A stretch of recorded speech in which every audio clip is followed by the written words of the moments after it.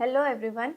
तो आज की वीडियो में हम देखेंगे 2021 प्रीलिम्स का क्वेश्चन पेपर और इसमें हमने फर्स्ट टू 10 क्वेश्चंस देख लिए थे।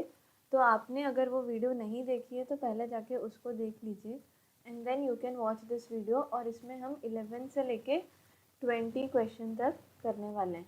तो चलिए स्टार्ट करते हैं।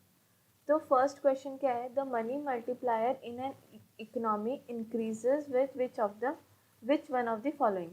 तो ये जो मनी मल्टीप्लायर का क्वेश्चन है ये पहले भी आ चुका है। तो अगर आपने PYQs किया होता तो आपको पता होता कि ये क्वेश्चन पहले भी आया हुआ है और इसीलिए PYQs को करना इज़ वेरी इंपॉर्टेंट, क्योंकि UPSC रिपीट करता है PYQs को।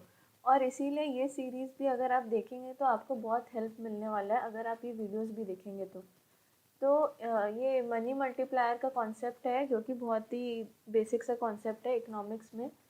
तो अगर आपने ये किया होता तो ये इसका सीधा सीधा आंसर है कि money multiplier in an economy increases with increase in banking habit of the people. तो जैसे जैसे बैंकिंग हैबिट इंक्रीज होती है लोगों की, मनी मल्टीप्लायर भी इंक्रीज होता है। नाउ 12th क्वेश्चन क्या है, with reference to Indian economy demand pull inflation can be caused increase by which of the following. तो इसमें एक कॉन्सेप्ट है, अब क्या है, डिमांड पुल इन्फ्लेशन। तो अभी आपको ये देखना है कि हमने अभी तक जितने भी इकोनॉमिक्स के क्वेश्चन देखे हैं उसमें UPSC is mostly asking about basic things के ऊपर वो क्वेश्चन पूछता है, इसीलिए बेसिक कॉन्सेप्ट क्लियर होना बहुत ज़रूरी है। तो अब यहाँ पे वो लोग डिमांड पुल इन्फ्लेशन पूछ रहे हैं। तो डिमांड पुल इन्फ्लेशन क्या होता है वो थोड़ा सा देख लेते हैं। तो डिमांड पुल इन्फ्लेशन क्या होता है कि जब डिमांड इंक्रीज होती है, demand is there in economy लेकिन सप्लाई नहीं है, supply is less demand is more, तो उसकी वजह से डिमांड पुल इन्फ्लेशन हो जाता है। जैसे कि कोरोना के टाइम पे हुआ था, क्योंकि सप्लाई चेन ख़राब हो गई थी, सप्लाई चेन में प्रॉब्लम्स आई थी, तो उसकी वजह से डिमांड पुल इन्फ्लेशन हो गया था। तो ये डिमांड पुल इन्फ्लेशन होता है। नाउ अब जब इन्फ्लेशन के क्या, ये जो डिमांड पुल इन्फ्लेशन है इट कैन बी कॉज्ड और increase by which of the followings. तो इसमें हमें क्या क्या है ऑप्शंस में, expansionary policies, yes expansionary policies से इन्फ्लेशन इंक्रीज होता है। नेक्स्ट इज फिस्कल स्टिमुलस, तो अगर सरकार फिस्कल स्टिमुलस देती है तो उससे भी होता है ना। ये थर्ड ऑप्शन देखिए, इन्फ्लेशन इंडेक्सिंग वेजेस। तो ये तो कहीं से भी रिलेटेड नहीं है इन्फ्लेशन से, ये तो बल्कि इन्फ्लेशन के टाइम पे लोग ऐसा मांगते हैं कि हमें इन्फ्लेशन इंडेक्सिंग वेजेस चाहिए, but it is not the cause of inflation. तो ये थर्ड तो सीधा ही रॉन्ग हो गया, थर्ड जैसे ही एलिमिनेट किया तो ये गया, ये गया, ये गया, आपको आपका करेक्ट आंसर मिल गया, that is option A. Next देखते हैं। नाउ 13th में क्या है, with reference to India consider the following statements. Now अब इसमें क्या है, ये जो क्वेश्चन है इसमें करेक्ट पूछा है, तो पहले ये हाईलाइट कर लेना है कि क्या पूछ रहे हैं, करेक्ट है इनकरेक्ट। अब ये जो क्वेश्चन है ये करंट अफेयर्स से रिलेटेड है। तो अगर आपने कोई भी एक मैगजीन अच्छे से करी होती तो ये पता चल जाता कि ये टॉपिक न्यूज़ में था और ये कर सकते थे, इसको सॉल्व कैसे कर सकते थे। तो उसका ये है कि retail investors through demat account can invest in treasury bills and government of India debt bonds in primary market. तो ये करेक्ट ऑप्शन है, ये उस टाइम न्यूज़ में बहुत था, तो ये करेक्ट है। और फर्स्ट अगर करेक्ट है तो फिर ये दो ऑप्शन बचे आपके पास, बाकी ये दो तो ऐसे ही एलिमिनेट हो गए। तो बाद में आप 50-50 प्रोबेबिलिटी, तो अगर बाई चांस आपको ये दोनों नहीं भी पता है तो भी आप कर सकते थे ये वाला क्वेश्चन। और इसमें 50-50 जब प्रोबेबिलिटी हो जाती है तो क्वेश्चन को अटेम्प्ट करना ही चाहिए। एंड अगर आपको ये सेकंड पॉइंट पता है तो बहुत अच्छी बात है, तो आपको सीधा आंसर मिल जाएगा, दैट इज़ 1 एंड 2। और अगर नहीं भी पता है तो एक बार तो फिर वही बस इसमें यही है, आपको गेस वर्क तो करना ही पड़ेगा, क्योंकि एक बार 50-50 हो जाता है तो थोड़ा चांस लेना चाहिए। तो ठीक है, नेक्स्ट क्वेश्चन देखते हैं। With reference to water credit consider the following statements. Now water credit से पूछा है, रिलेटेड पूछा, और क्या पूछा है, which of the following is correct. तो water credit, it puts micro finance tools to work in the water and sanitation sector, ठीक है, ये थोड़ा बहुत रिलेटेड लग रहा है तो maybe this is correct. Next statement देख लेते हैं। It is global initiative launched under the aegis of World Health Organization and World Bank. Okay, ये तो पता नहीं है तो इसको अभी के लिए रहने देते हैं। नेक्स्ट देखते हैं। It aims to enable poor people to meet their water needs without depending on subsidies. तो अब ये जो फर्स्ट और थर्ड स्टेटमेंट है इसको ध्यान से देखिए। तो इसमें क्या बोला है, ये कुछ तो वाटर क्रेडिट सिस्टम है, कुछ तो है ये। अब इसके बारे में पूछा है कि क्या करेक्ट है। तो it puts micro finance tools to work in water and sanitation sector. तो ये काफ़ी ज़्यादा ऐसा सिमिलर लग रहा है और ये बहुत ही जनरल सा स्टेटमेंट है, तो you can assume this to be correct. Now अगर तो ये करेक्ट हो सकता है। अभी सेकेंड स्टेटमेंट और थर्ड स्टेटमेंट बाकी है। नाउ अभी सेकेंड और थर्ड स्टेटमेंट में भी अगर हम देखेंगे तो थर्ड इज़ वेरी जनरल और it is related to water only somewhat. But ठीक है, अगर नहीं अगर अभी के लिए हम उसको रहने देते हैं और सेकेंड स्टेटमेंट देखते हैं। सेकेंड स्टेटमेंट में क्या बोला है कि it is a global initiative launch under the aegis of World Health Organization and World bank.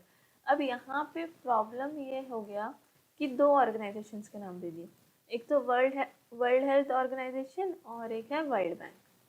Now अब आपने अगर प्रीवियस ईयर क्वेश्चन सॉल्व किए होंगे तो आपको पता होगा कि यूपीएससी जनरली जो ऑर्गेनाइजेशंस के नाम होती है उसे स्वैप कर देती है या फिर चेंज कर देती है। ऑल्सो अगर आप इसे एक एग्जामिनर के पर्सपेक्टिव से देखेंगे जो पेपर सेट कर रहा है, तो उसके लिए ऑर्गेनाइजेशन के नाम यहाँ पे चेंज करना बहुत ही ईजी चीज़ है। क्या पता यहाँ पे यूनिसेफ हो, यूनिसेफ को चेंज करके WHO लिख दिया। तो ये बहुत ही फैक्चुअल चीज़ है और जो कि बहुत इजीली स्वैप की जा सकती है और इनकरेक्ट डाली जा सकती है। बट ये जनरल स्टेटमेंट है तो इसको इनकरेक्ट प्रूव करना इज़ वेरी डिफिकल्ट। जो जनरल स्टेटमेंट्स होती है वो यूजुअली करेक्ट होती है, लेकिन जो ये इतना फैक्चुअल है कि ऑर्गेनाइजेशन के नाम है, तो यहाँ पे यूनिसेफ हो सकती है, कोई भी ऑर्गेनाइजेशन होती है हो सकती है इसके बदले, और ऊपर से दो दो ऑर्गेनाइजेशन दिए, तो दोनों में से कोई एक गलत भी हो सकती है। तो अगर एक भी गलत हुई तो ये स्टेटमेंट तो रॉन्ग हो गया। तो अगर वैसा सोच के if you consider this statement to be wrong, तो जैसे ही आप सेकंड को एलिमिनेट करेंगे, सेकंड सेकंड सेकंड, तो आपको आंसर मिल जाएगा सी, और ये इसका करेक्ट आंसर है। और ये सब जो आंसर्स मैं बता रही हूँ ये सारे मैंने यूपीएससी के आंसर की से मैच भी कर रहे हैं, तो ये करेक्ट आंसर्स हैं जो भी आंसर्स मैं आपको बता रही हूँ। ऐसा नहीं है कि मैं अपनी मर्ज़ी से कुछ भी बोल रही हूँ। तो नेक्स्ट 15th है, in India the central bank function as the lender of last resort usually refers to which of the following. तो lender of last resort RBI को क्यों बोलते हैं, क्योंकि वो बैंक्स को पैसा प्रोवाइड करता है at the time of crisis. और ये बहुत ही बहुत ही सिंपल सी बात है, इसमें ज़्यादा कुछ है नहीं इसको। ये अगर आपने इकोनॉमिक्स पढ़ी हो, बेसिक इकोनॉमिक्स, तो ये तो पता ही होगा। एंड ये डायरेक्टली इसका आंसर मिल जाता है कि ये सेकंड है, तो ये इसका आंसर है। Now R2 code of practices. अब ये थोड़ा सा फैक्चुअल, ये किसी को पता नहीं होगा यूजुअली जब पेपर अटेम्प्ट करते टाइम, तो इसको कैसे कर सकते हैं। लेकिन तो R2 code of practices constitute a tool available for promoting the adoption of, किसकी एडॉप्शन के लिए यूज़ करते हैं। तो फर्स्ट ऑप्शन देखते हैं, environmentally responsible practices in electronics recycling industry. ठीक है। Next, ecological management of wetlands of international importance under Ramsar convention. तो ये हम लोग रामसर कन्वेंशन कितना पढ़ते हैं, सारे वेटलैंड्स पढ़ते हैं, तो उसमें तो कभी ये सुना नहीं टर्म, तो फिर ये आप इसको ऐसे करके एज्यूम, गलत एज्यूम कर सकते हो, क्योंकि अगर ऐसा कुछ होता तो हम इसके बारे में पढ़ते, क्योंकि हमने इतना डिटेल में पढ़ा और ये नहीं पढ़ा, तो मतलब ये नहीं होगा। नेक्स्ट क्या है, sustainable practices in the cultivation of agricultural crops in degraded land. तो ये भी कहीं से भी रिलेटेड नहीं लग रहा है इससे, तो ये भी रॉन्ग है। Now environment impact assessment in the exploitation of natural resources. तो हम एनवायरमेंट इम्पैक्ट असेसमेंट कितना पढ़ते हैं, बहुत पढ़ते हैं हम, लेकिन ये कभी नहीं पढ़ा हमने, तो ये भी रॉन्ग एज्यूम कर सकते हो, और ऐसे करके आपको आपका आंसर मिल जाएगा। ये इसका करेक्ट आंसर है ऑप्शन ए। नाउ नेक्स्ट पे जाते हैं 17th। Why is there concern about copper smelting plants. Copper smelting plant से रिलेटेड कंसर्न क्यों है।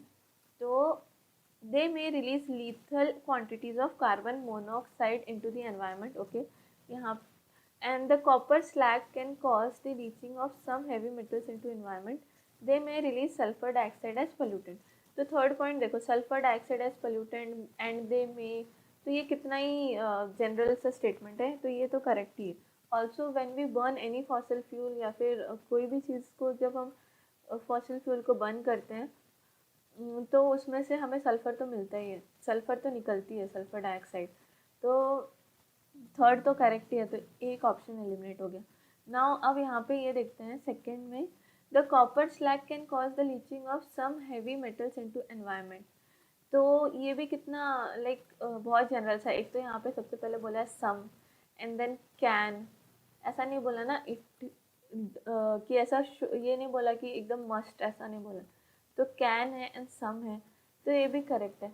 नाउ अब यहाँ पे हमें ये देखना है कि फर्स्ट स्टेटमेंट करेक्ट है कि नहीं, क्योंकि अभी फर्स्ट स्टेटमेंट देखो कि क्या बोला है, इट में रिलीज लीथल क्वांटिटीज बोला है, lethal quantities of carbon monoxide. तो अब carbon monoxide is a poisonous gas, और अगर ऐसा होता है तो कॉपर स्मेल्टिंग प्लांट्स को परमिशन मिलती ही क्यों?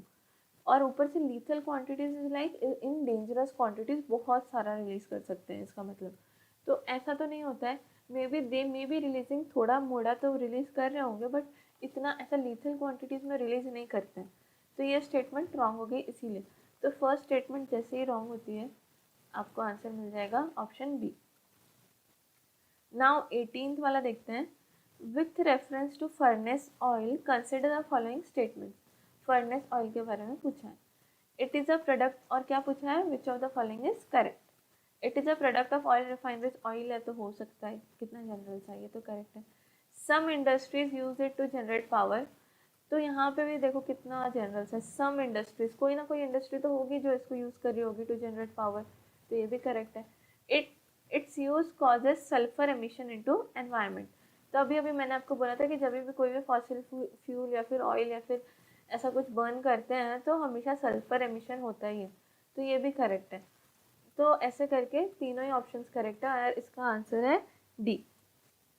नाउ 19th पे जाते हैं, व्हाट इज ब्लू कार्बन। तो ये सीधा सीधा शंकर में दिया हुआ है, शंकर आईएएस में।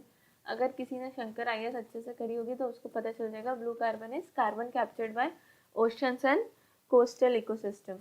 तो इसमें कुछ भी लॉजिक नहीं है, कुछ भी बहुत रॉकेट साइंस नहीं है, सीधा सीधा है। तो इससे ये गौर करना चाहिए कि यूपीएससी सिंपल क्वेश्चन भी पूछता है, ये नहीं कि सारे ही टफ पूछता है।